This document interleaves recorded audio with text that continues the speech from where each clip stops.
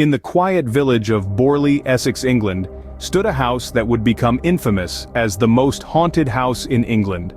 This imposing structure, known as the Borley Rectory, was erected in the year of 1862 and was soon steeped in an aura of mystery and fear. From its inception, the house was a hotbed for inexplicable phenomena and eerie apparitions, quickly gaining a reputation for being haunted. The rectory was initially occupied by the Bull family, with Reverend Henry Dawson Ellis Bull at the helm. The family reported various paranormal events that sent shivers down the spines of locals and sparked a tidal wave of curiosity across the nation.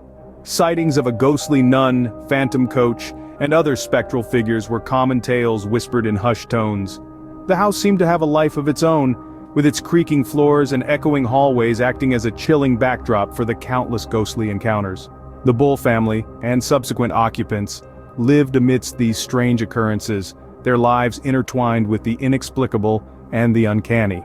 Despite the skepticism of some, the tales of the Borley Rectory continue to intrigue and terrify those who dare to delve into its history. The rectory was a hotspot for paranormal phenomena that baffled both its residents and paranormal investigators alike.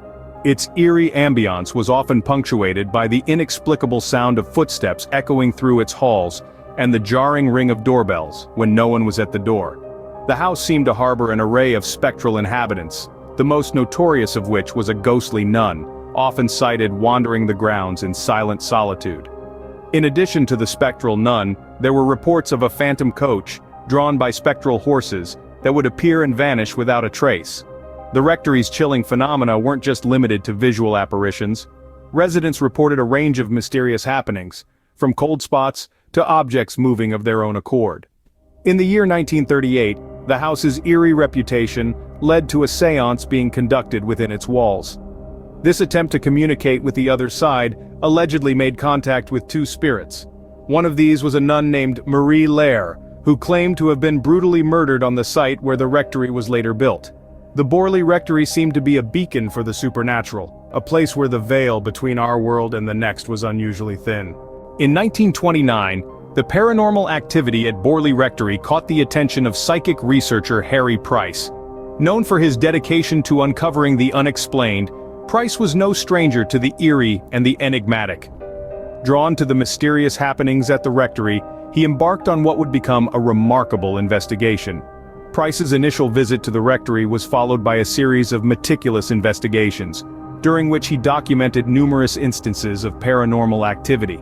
From strange sounds to ghostly apparitions, Price's findings were as unsettling as they were fascinating. His books on the subject, teeming with tales of the unexplained, only added fuel to the already blazing fire of public interest. In 1937, Price took his investigation a step further. He rented the Borley Rectory, turning the haunted house into his personal research lab. He invited observers to stay at the house and report any unusual phenomena they experienced. However, Price's work was not without controversy. The Society for Psychical Research doubted his credibility and dismissed many of his findings. Despite the skepticism, Price remained undeterred, his fascination with the rectory unshaken. Price's investigations, while controversial, brought the haunting tales of the Borley Rectory into the public eye. In 1939, Borley Rectory met a fiery end, but it seemed the spirits were not yet ready to rest.